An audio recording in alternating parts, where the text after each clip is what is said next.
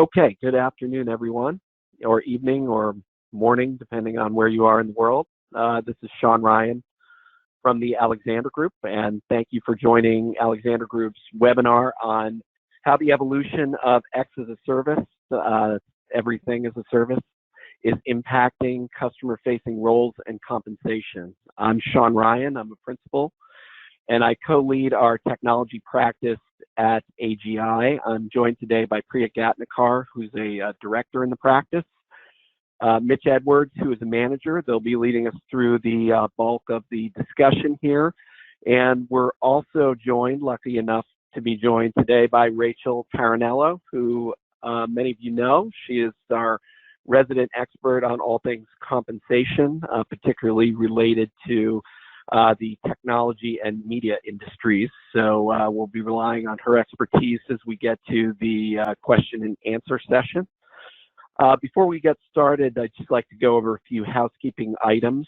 Your phones are on listen mode only for the purposes of the webinar, but you are able to submit, and we welcome your questions. There is a questions pane in the control panel. You may send your questions at any time during the presentation, which we will collect and address during the Q&A session at the end of the presentation. Anything we don't get to, we can also address in an offline form or in email. Okay, and with that, we will begin the presentation. So the first thing I'm going to do is just walk through the agenda for the webinar today. We'll go through a brief introduction and talk about some of the industry trends that we're seeing at the Alexander Group as we work with clients in the tech space. We'll talk about the ILEAR revenue motion, and ILEAR is simply the acronym that we use for the customer buyer journey in tech. It stands for Identify, Land, Adopt, Expand, Renew. So really looking at the inception of the process from contact of a prospect all the way through to closure, expansion, renewal of that customer. And then we'll talk about trends in two specific areas, coverage model trends that we're seeing. So how are organizations using different resources to cover that ILEAR customer buyer journey? We'll focus there specifically on customer success and renewal reps, which is a hot topic for many of our clients in the space at the moment. And we'll also, again, focus on the sales compensation trends. So how are organizations paying individuals in different roles, again, spotlighting customer success and renewals, really trying to focus around that post-sales element of this buyer journey that's so critical as you build up a subscription or ratable revenue model. We'll then do a quick wrap up and answer any questions that come across the transom from our webinar participants. Okay. So by way of introduction, just a brief intro to the Alexander Group, who we are and what we do. We are a revenue growth consulting firm. We've been around for over 30 years now and really help organizations focus on how they are marshaling their commercial resources, marketing, sales, and service, in order to drive more profitable outcomes for their companies, be they publicly traded or privately held. Industries in the tech vertical are under increasing pressure to demonstrate that they are both able to grow and grow profitably in order to maximize their multiples in the market. So these issues become very critical. We are a majority management consulting business. It's about 98% of what we do from a revenue perspective. But we also spend significant time and resource researching the market, searching for benchmarks, trends, insights, and then building communities like this one to really start to understand what issues companies are dealing with on the ground as it relates to coverage and to compensation in particular. And our revenue growth pyramid sort of appears in the middle of the slide here below.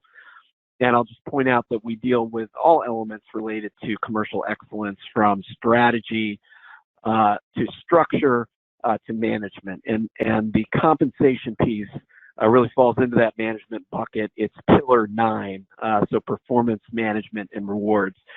And it's purposefully for us the caboose of the train, right? It is should be representative, if structured well, of all of the other upstream activities that you're using to inform your commercial direction as an enterprise. And ultimately, a good comp strategy will be reflective of that. You see some sample clients on the right-hand side. Is a very small sample size. Tech is a very large vertical for us at the Alexander Group, represents about 30% of our business. And we do about 100 to 150 discrete projects in tech every single year, most of them involving some compensation in some form. Okay, so if we move to a bit of an overview of the market, and then I will transition to Priya to get into specifically the elements that we wanted to go through on the presentation today. What we see is a market generally in flux, and it's been in flux for a pretty long period of time. You know, probably going back at least 5 years and probably longer, of this transition from perpetual license on-prem solutions to cloud-based solutions that are delivered via subscription or consumption models. So that's a very significant switch in terms of the business models of many organizations within the tech industry. And a lot of that is being driven by customer preference, right? Tech solutions are democratizing away from the IT glass houses, and a lot more line of business customers at the table. And those customers really want to experience the solutions. They want to be able to purchase them in an OpEx environment as a subscription rather than a major CapEx purchase upfront to give themselves more financial flexibility. So there's a lot of commercial preference that's really driving this model as well.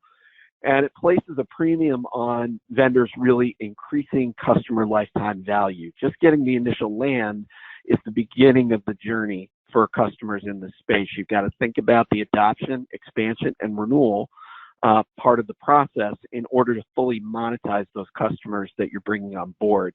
And some of the positions that we're talking about relative to customer success and renewals today in the webinar will give you some insight as to how organizations are doing that. So for an industry in transition, it's really about focusing resources to specifically drill down and focus on areas, elements of that buyer journey, that ILEAR journey I mentioned before, instilling a culture of customer success within organizations that is growth-oriented.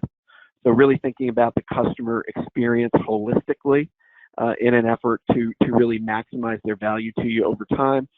And then ultimately thinking about talent and compensation through those lenses.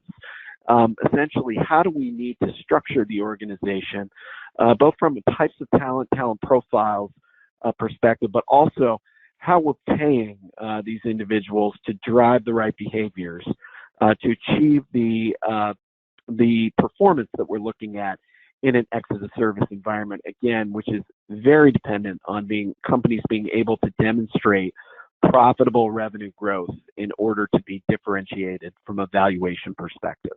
So with that, I will turn the conversation over to my colleague Priya, who will lead us further on into the discussion.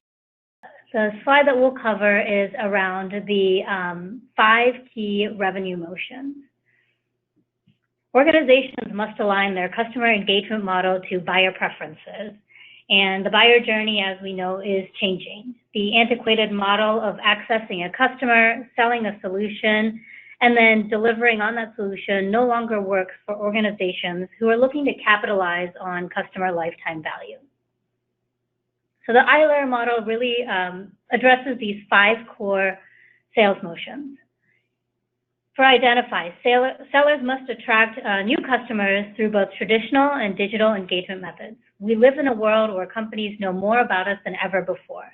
And it's important for organizations to figure out how to identify those buyers and start dialoguing with those customers before actually going down the full sales process. Potential customers are already out there doing business with organizations using the freemium offers. And the task at hand here is to convert those freemium users to potential customers. The land motion refers to landing a net new logo into the business. So this is somebody that the organization has not worked with before. The adoption phase, this is a critical revenue motion to ensuring that the customer is actually extracting value from the solution. While in the initial land phase, the seller is extracting value from the customer, the adoption phase is all about ensuring that the company's solution is being utilized and adopted. And we believe that this phase requires persuasion and is a key criteria for sales compensation eligibility. Expansion can mean lots of different things. Some expansion motions have more of persuasion focus than others. There are three main types of expansion selling that we'll cover. The easiest type of expansion selling is selling additional licenses to an existing buyer. Other options include cross-selling new products into an existing buyer or finding new buyers within the organization. And if adoption is done well, organizations will have a much easier time of securing expansion opportunities. Finally, moving to renew. Renewal takes on two different flavors. A renewal can be a reorder, which is a fairly straightforward process when all it takes is getting the paperwork signed. Or it can be a resell situation where a sales resource needs to heavily engage in order to close that renewal opportunity.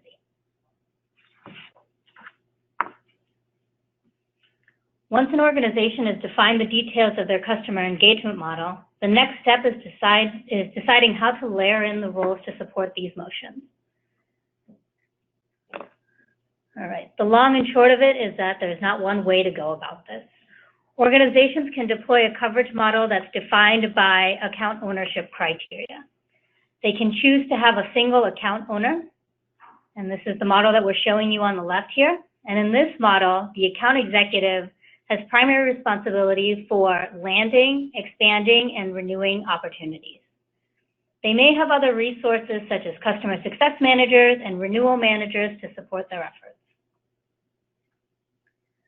The second model that we show is a teamed coverage model where the account executive, as you can see, is responsible for the land and expand motions, and the day-to-day account management falls to either an account manager or a customer success role. And finally, the last model is the bifurcated account ownership. In this model, the AE is deployed as a true hunter. They're responsible solely for landing the customer, and after the land has occurred, the account executive will exit the relationship and the account manager will take over to drive the adoption, expansion, and renewal activity and serve as the day-to-day face of the account.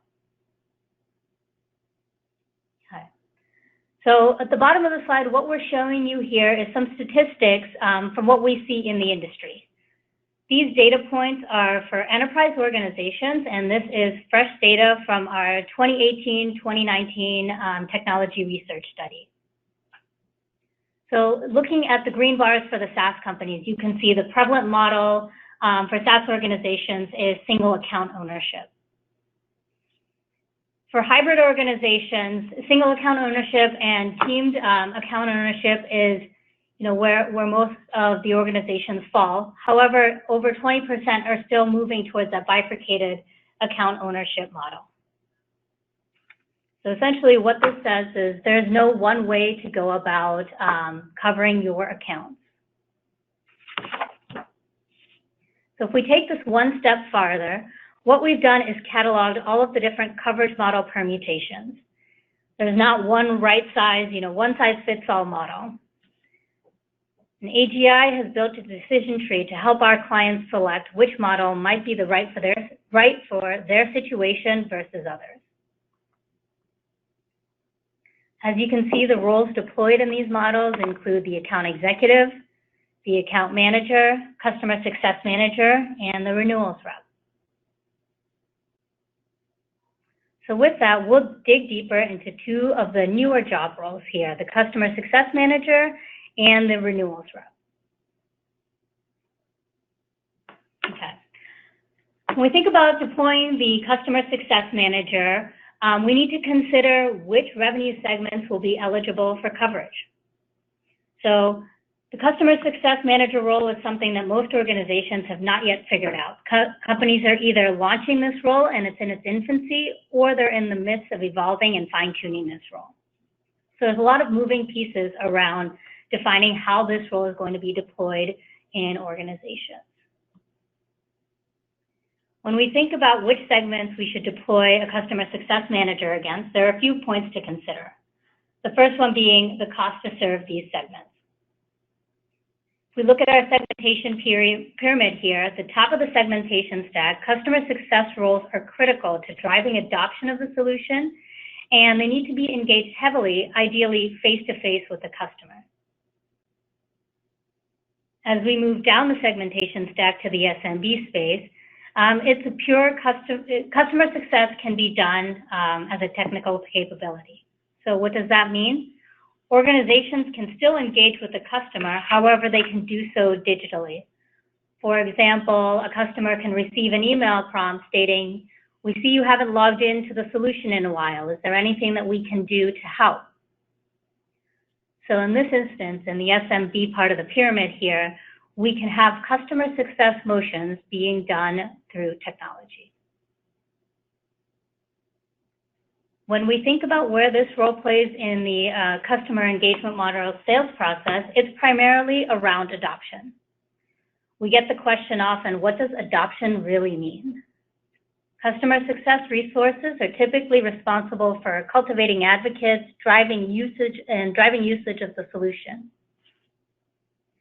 However, depending on which of the 15 coverage models we shared earlier, the CSM might also carry responsibility for renewal and parts of expansion along the customer engagement model. We often get, how do you measure adoption? Well, adoption can be measured by things such as license activation, actual usage, account health scores, value realization from the solution, and also relationship management. So as organizations decide how they should deploy these customer success roles, there's some things to consider, such as metrics, KPIs, and commission rates, which Mitch will get into later. If adoption is done well, ideally the renewals should be an easy task. So switching gears, we'll talk about the deployment of the renewal reps.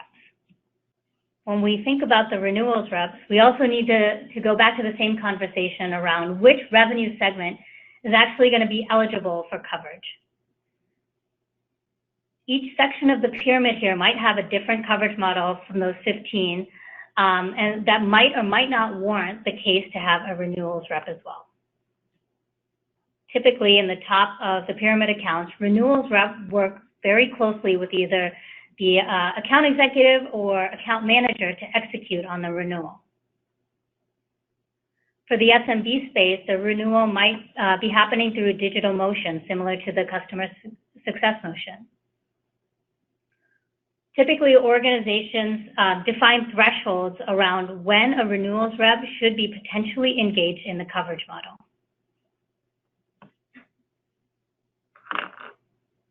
All right, as we talked about earlier, renewals can take on many different forms. So it could be a flat renewal, transactional renewal, a renewal with the opportunity for upsell or cross-sell, and finally at-risk renewal.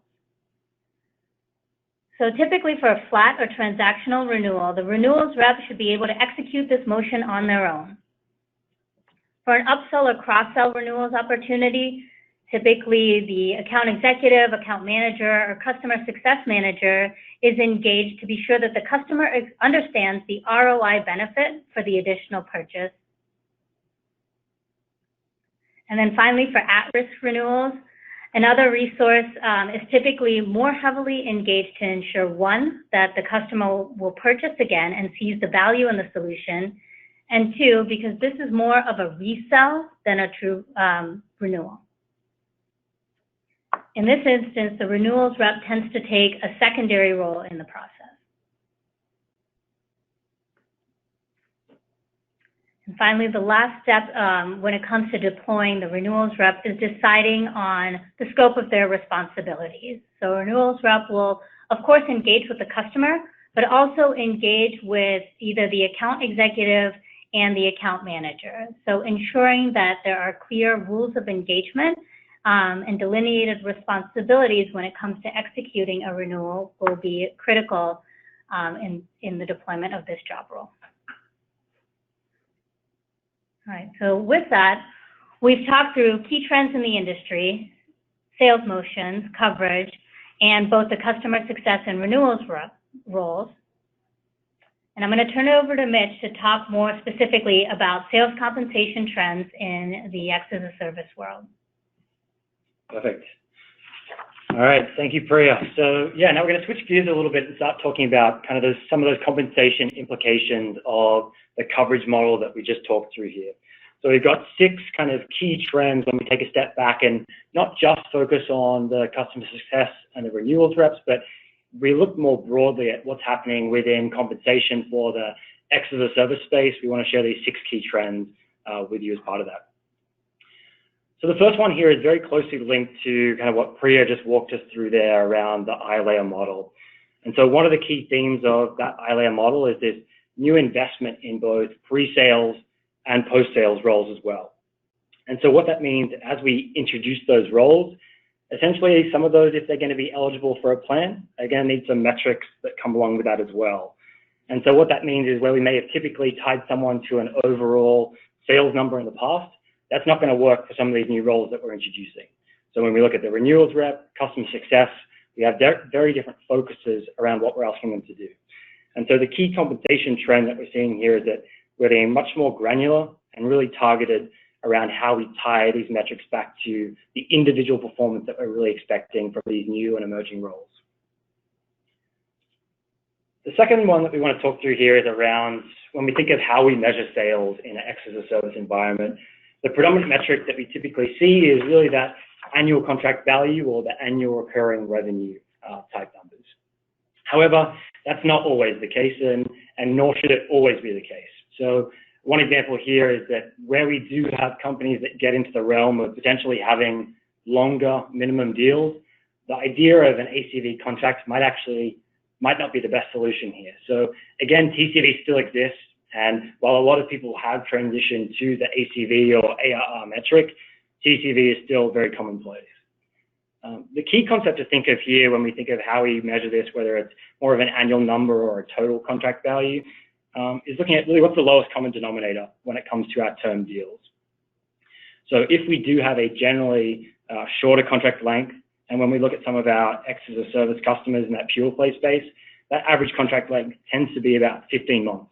So about 1.2 years. So in that case, the annual period here with the annual contract value tends to be the right metric to use.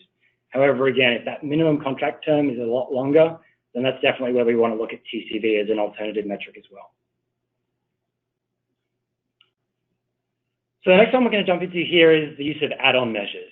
So while we say ACV or ARR is really that predominant metric that we see as the core compensation plan component, what we see as well is that doesn't really solve for everything. So there's still areas that we want to drive focus around as a sales organization. So that may be strategic initiatives. It could be a new product or a different product that we're launching. It could be the idea of us wanting to drive multi-year deals in addition to that ACV metric that we have. We may want to drive kind of more frequent quarterly performance or shorter performance periods, or it may be related to some of our other offerings, whether it be service or renewals. So seeing kind of extra or secondary components in plans around these strategic initiatives is still very commonplace within the industry. So the next one is where we think about customer success. And so one of the trends that we've seen with these customer success roles is a shift in some areas of moving some of these roles onto what we call an at-risk plan. So more traditionally, and I'd say still predominant practice in the industry, is that when we see a customer success role, for the most part, they are tied to a corporate plan. So the corporate plan being, they have a role, they still have adoption-based KPIs, but when it comes to how we're paying them, their pay is not at risk. Essentially, they'd be tied into the overall corporate performance and receive a bonus based on that. However, when we get into these plans that are now moving on to an at-risk plan, that's where we're starting to see a percent of their pay actually be at risk. And within that plan, we are seeing some of those adoption metrics that we'll go through in a little bit more detail later on. But we're also seeing some of those companies go even further than just adoption metrics and explore the idea of having to be more actively involved in renewals and potential expansion as well, which essentially comes with a sales target.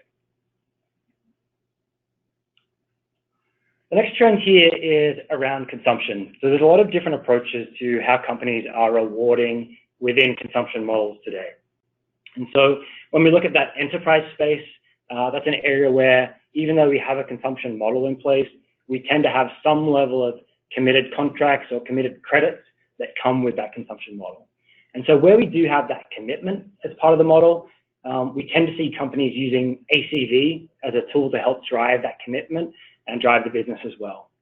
However, when we look at the hybrid space, so companies that have a blend of kind of their perpetual license and maintenance-based model with the as-a-service model as well, we tend to see more billings or revenue-based metrics. And so that, again, becomes a lot more common when you dig down into the SMB space, where we don't have that kind of committed contract.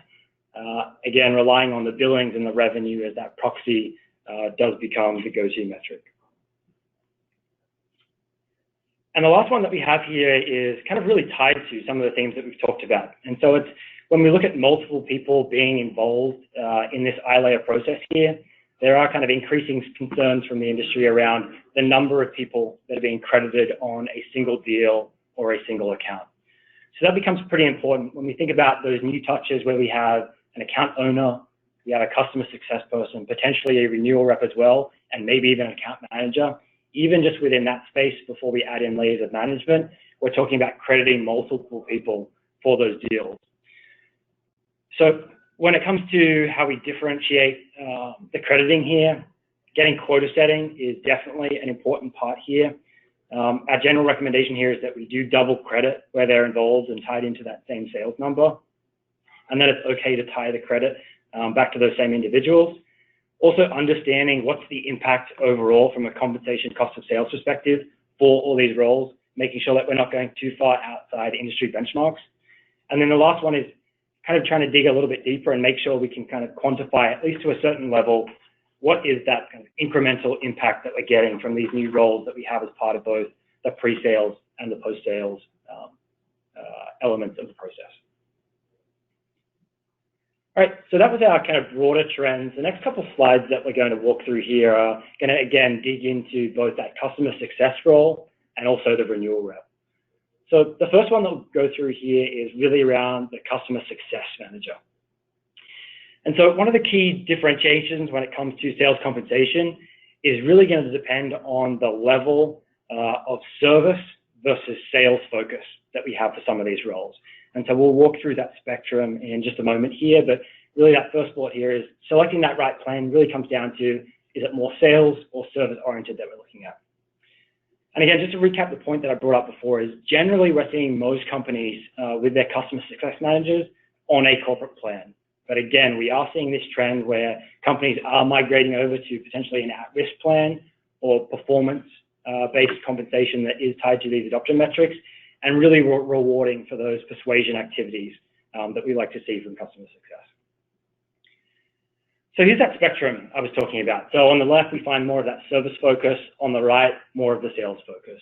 And so we've kind of categorized it into three different areas here. The corporate plan on the left, what we're calling a professional service plan in the green there. And then on the right, two flavors of what we're seeing from a sales compensation perspective. And again, this isn't expected to be all the different options that we could have as part of customer success roles, but we want to give you a flavor here is what does some of that range look like? And again, there's going to be flavors in between some of these. So the first one here is kind of that corporate plan. So that's the one I mentioned before. So generally lower bonus opportunity with this, and the bonus is typically tied to the base salary that we have. So in this case, we specify it as a % of the base salary. So example, if this role was $100,000, we'd expect the bonus amount for their performance, or for the company performance in this case, to be about $10,000 to $20,000. And so some of the metrics that we commonly see on this plan is really whatever the corporate structure for the plan is looking like. So hitting our overall growth, profit objectives, and so on. Where we get into a little bit more of the advanced companies with this, we tend to see more MBO-based components. So including objectives that are now tied to the individual's performance. And that's maybe where we might see some of those adoption-based metrics. And so where we see those, that's where we have a tighter connection between adoption results and rewarding these employees that are still on a corporate plan.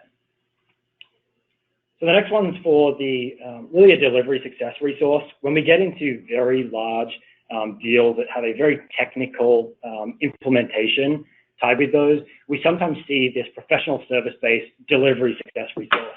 Now, this may be something that's funded by the company, the customer who's purchasing from us, or it may be something that we include as kind of part of the overall package to make sure that we have a very successful implementation with that particular client.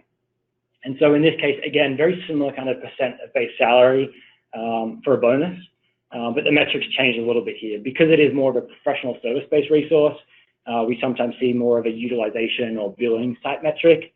But again, we do frequently see kind of usage or adoption metrics included as well.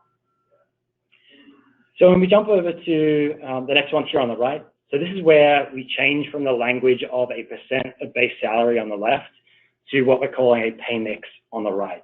So the difference here in the nomenclature is that when we say pay mix, we're saying there's an expected market value to this role in the industry. And what we're going to do is break down that pay between the guaranteed portion. So that could be the 70% that we reference here versus the 30% that we're going to say is at risk based on hitting some of these performance-based metrics. And so the range for this is generally much less aggressive than what we'd see on kind of your core account owner, where we get into the realm of kind of a 50-50 split for our core account owning roles. When we look at the role of customer success, generally much less pay at risk. So maybe to the range of 70% base salary, 30% variable, and then maybe less aggressive to maybe only having 20% of that be at risk. And so the metrics start changing a little bit here as well. So generally, because this is a customer success-based role, we do want to have that usage or adoption metric be their primary focus. I will say that when we see roles moving on to an at-risk plan here, there tends to be a little bit of a risk to the role when we move in this direction. And the example that I'll bring up is if we have this role that's primarily focused on usage and adoption, and then we have a very large, potentially at-risk renewal that comes in, that's going to shift a lot of focus over to maintaining that renewal if they're tied into a sales number here. So that's generally why we want to keep that primary focus on that usage and adoption metric, so that that kind of at-risk renewal, that sales number, doesn't become a distraction from that core responsibility, which is really that value realization that we want to get out of the customer success role. But we do occasionally see secondary measures here. In this case, because we're talking about a role that may have some expand or renewal support, they're not the primary owner, but we may have a secondary compensation metric here tying them into the renewal or the expansion sales. And so typically that would be something like a team-based number or a roll-up of multiple accounts that they would cover. So the last one that we have on the right here is if we go all the way to the fact where they could potentially own renewals for the accounts that they're helping with the adoption as well. So again, a similar pay mix that we have to the role on the left. Again, we're keeping that primary usage or adoption metric, but when we look at their secondary number here, it tends to become more of an individual focus here around those accounts that they would have accountability for on the renewal side. So I'm sure a lot of you on the webinar right now are wondering, well, yep, you guys are saying utilization, you're saying usage, you're saying adoption, but what does that really mean? What are people actually selecting as those measures?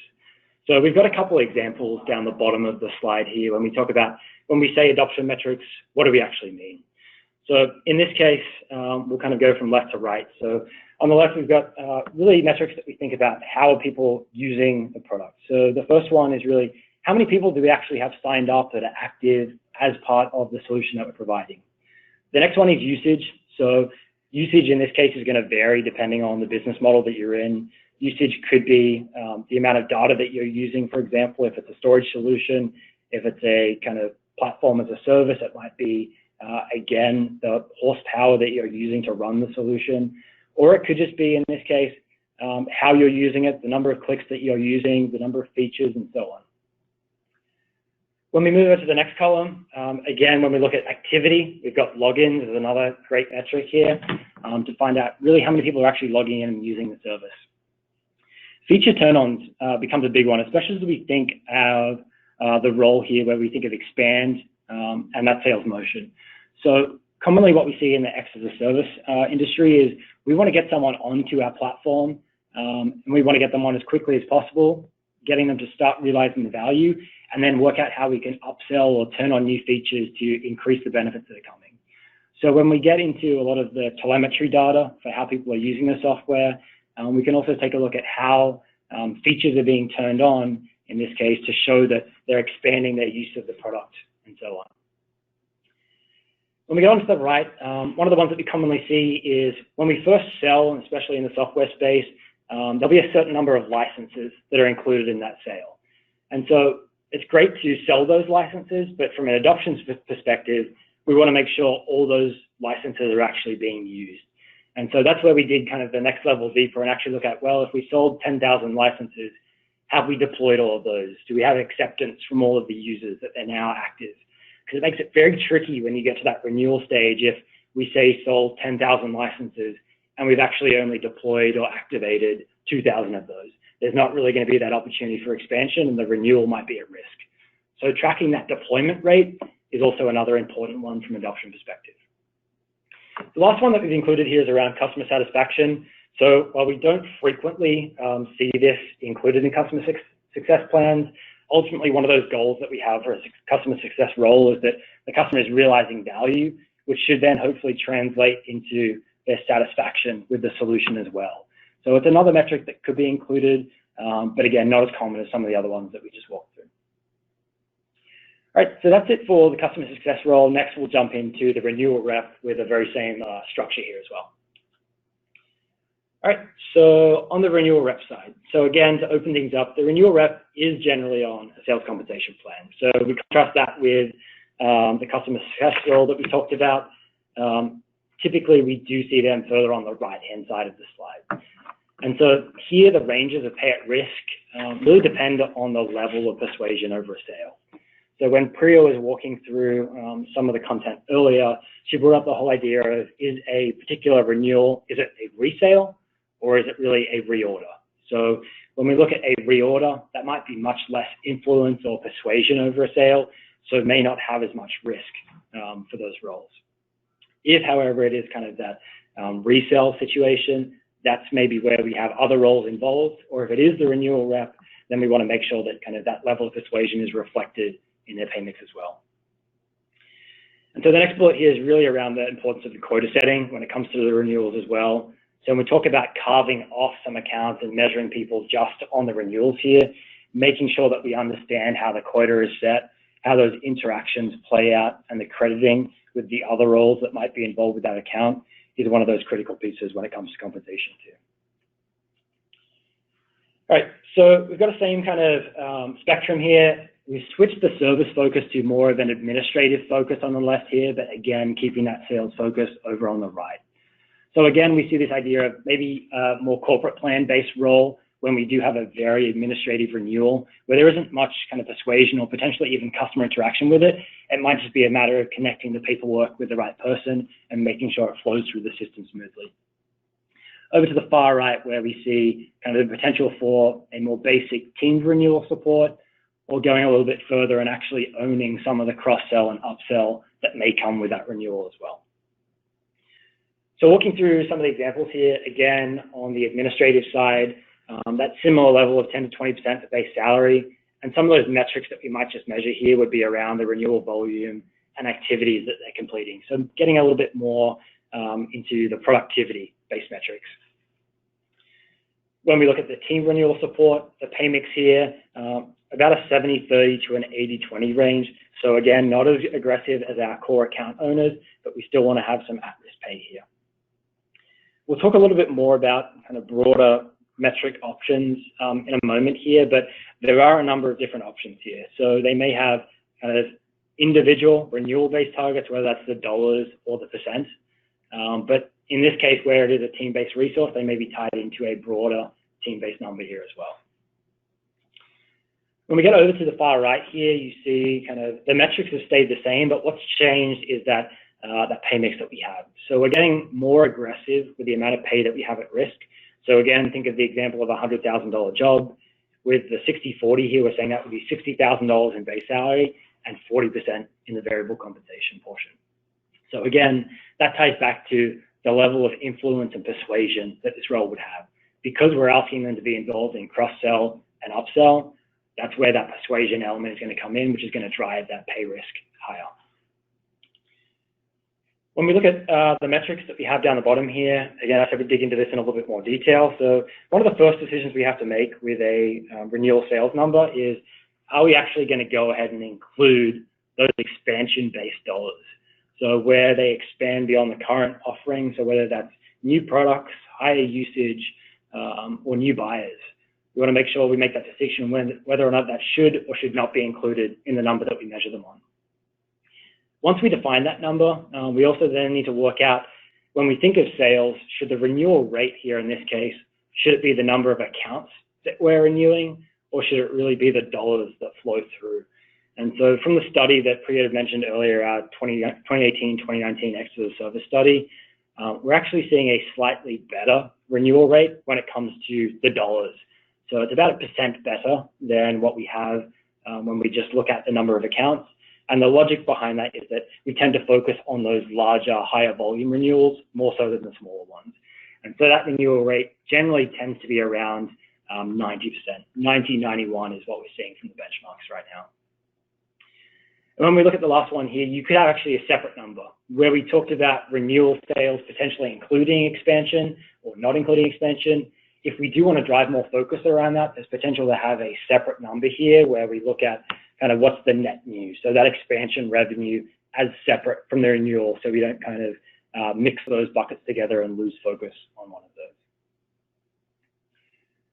All right, so that's all we had for the compensation side around these two roles. So before we jump into the question and answer section that we have here, we wanted to introduce kind of, if you've got more questions beyond this, what are some of those next steps that you could take as part of engaging with the Alexander Group? So a number of key things that we have that we wanted to walk you through here. So if you like the content from today, there's this and kind of much more to come from our upcoming tech symposium. So this is an event that we run each year. This year it's taking place at the DocuSign headquarters in San Francisco. That's taking place on August 21st. It's a full day event from 8 a.m. to 5 p.m. And that'll be a great opportunity for you to kind of come connect, meet some peers in the industry, but also learn quite a lot in the form of kind of roundtables, readouts, and so on around more XaaS as a service content here. The next one that we have here as well is as part of that study that we talked about, so our XaaS as a service study briefing. If you're interested in finding out more details around that, you can reach out to Sondra, whose details are included kind of at the bottom of this slide here. I'm more than happy to set up a readout where we can go through much more of that content with you in quite a bit more detail as well. And then also you can kind of check out our website as well. So there's a lot more content to be found there, whether it's blogs, white papers, or case studies. I'm sure if you're looking for more detail on any of the topics that we went through today or others, there's a pretty good chance you'll find it in one of those sections on the website as well. Okay, so for the remaining time that we have here, we're going to open it up to questions from the group. So I think we've probably had a couple that have come through. So why don't we do a quick check and then we can jump in and start going through some of those questions. All right, so we see a couple of questions coming in from the audience. The first one is around, how are you distinguishing between the account executive and account manager? Is the account executive simply more senior and maybe owns the account globally or nationally, while the account manager is more of a satellite location or specific rep?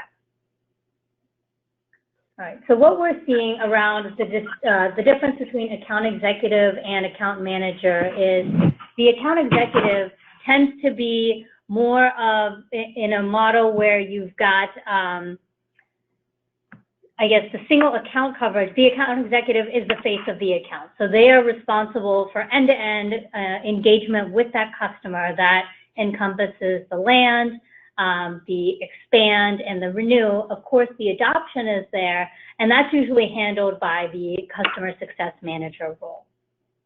When we think about bifurcated or teamed account ownership, we have different responsibilities for the account executive and the account manager.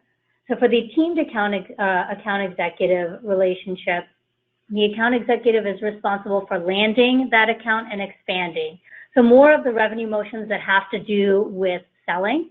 However, there is a large component of the day-to-day managing of these accounts, and that typically falls to the account manager role. And it looks like we've got another question here kind of related to the ILEAR process here. So the question was, doesn't adoption need to come before expansion, in which case it should be ILEAR as opposed to ILEAR? Not sure how we expand without making sure there is adoption first. So let me just jump back to the slide real quick, and we can take a quick peek at the model.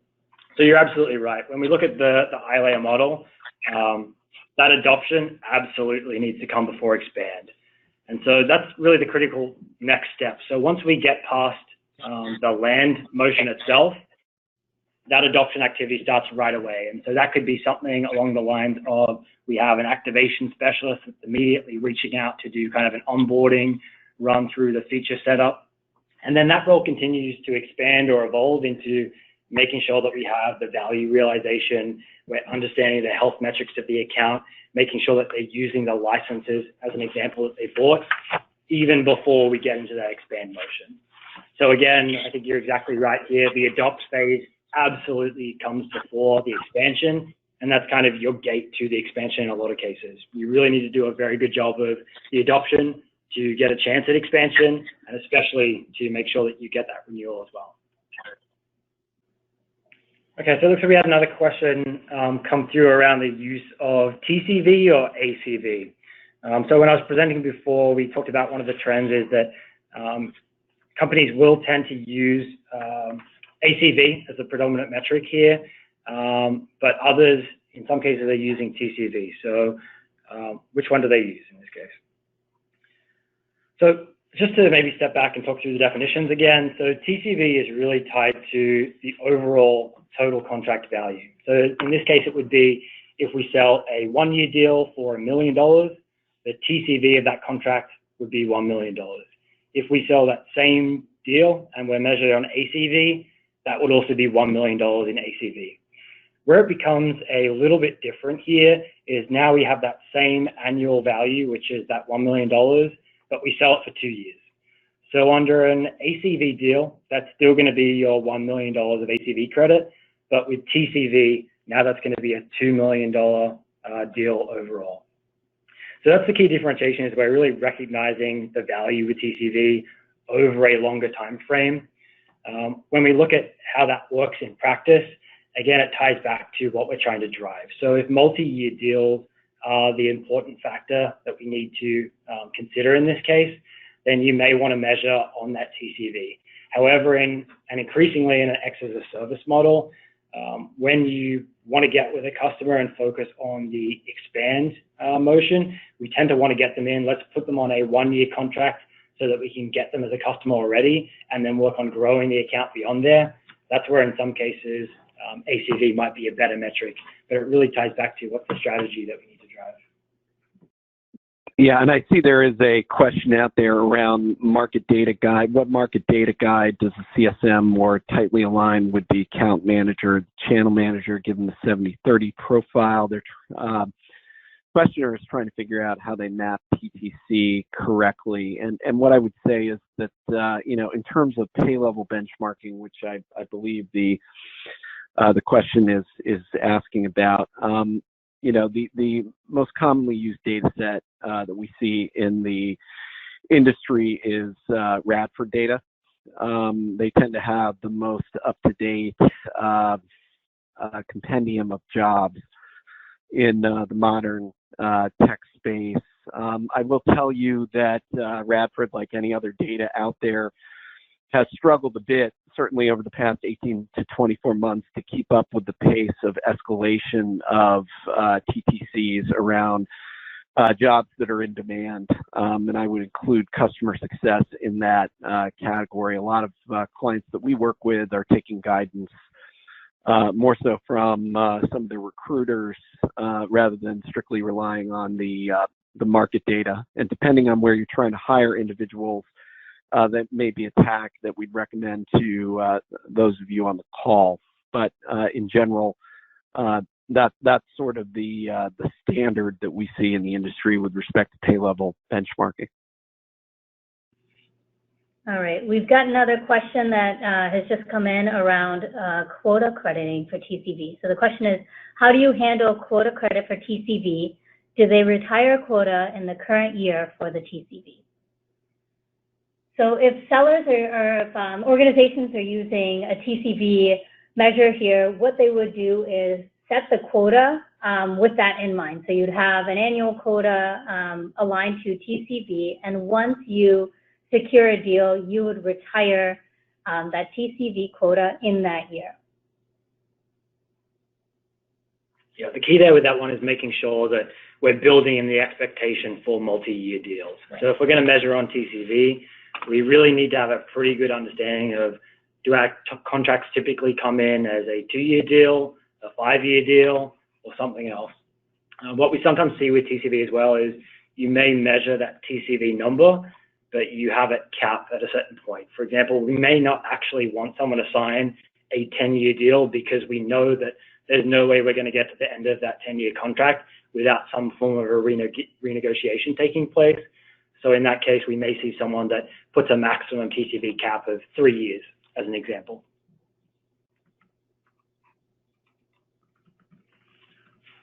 And then I think we've got time for one more. In cases where a hybrid company is selling both on-prem and consumption, where there's no guaranteed minimum for consumption, do most companies pay simply on the revenue as it bleeds through? I'm going to defer to Rachel on this one. She's got all the perspective on this. Rachel, can you take it? Yeah, sure. So when there's no minimum commitment, it poses a big challenge for sales compensation, particularly if you have a hybrid organization that is selling upfront perpetual licenses or even hardware. So unfortunately, this is a challenging one.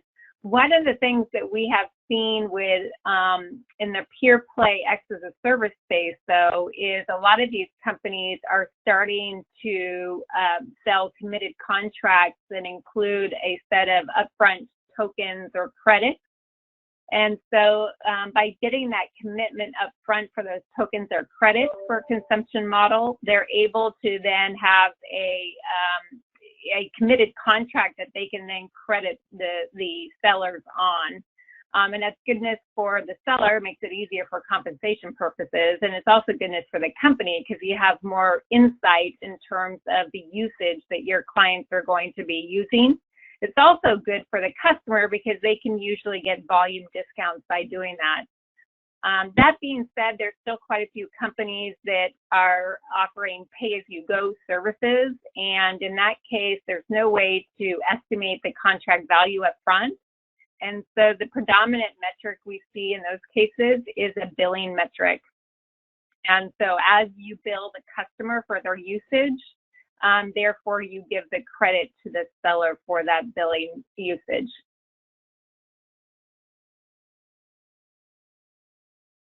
Okay, and final one here, difference between crediting on ACV and ARR for subscription SaaS business. I'll take a crack at that and Rachel jump in. So generally what we see for roles that are primarily focused on booking, meaning getting a land or getting expand, they're generally going to be gold on ACV or an annualized contract value for that particular deal. So in the context of those reps, hunter reps, AEs, for example, that are gold on booking, generally what we're seeing is ACV. ARR, which is annual recurring revenue, would be a metric we'd see generally more associated with an account management type role that is managing a bucket of ratable revenue over the course of time. And you might see them, so let's say we snap the chalk line at the beginning of the year and they've got $1 million of annual recurring revenue that they're responsible for. They may be gold on an ARR number or an ARR growth number, meaning we're not going to pay you necessarily, or we're going to pay you at a less rate on that initial $1 million that you have at the beginning of the year, and we're going to pay you increasingly higher rates, or you know, a greater slope on the pay curve for incremental dollars that come in above that that start in ARR number. So it's really a question of nomenclature and how you structure the roles. Rachel, I don't know if you'd add anything to that. Yeah, the only thing I would add is that, and many times with clients that we work with where they define a quote unquote ARR metric, it actually is the exact same thing as an ACV metric, meaning they are giving just 1 year credit upfront at the time of booking. But we would argue there's two different definitions of ARR. We like to call it a booked ARR, meaning when it's just the annual recurring revenue component that's booked up front, or like Sean was saying, which is the annual recurring revenue that is happening over the lifespan of the offering. And we just call that ARR versus booked ARR. And so one of the things we would recommend that you do if you come across those names is just make sure you understand what the definition is. Okay, thank you, Rachel, and thanks, Mitch and Priya. With that, this is the end of the webinar. I'd like to thank all of you for participating via your questions, listening in. We will be furnishing the recording of this webinar along with the materials from it. And I just remind you, if you'd like to have further conversation around this or any issues related to X as a Service, please feel free to think of the Alexander Group as a resource. We'd love to see you at Symposium. Happy to do a readout with you on our X as a Service study, and happy also to participate in any ongoing discussions that you may have internally around some of these issues. Happy to provide our market perspective. So with that, I bid you all good day, and thank you very much for attending today.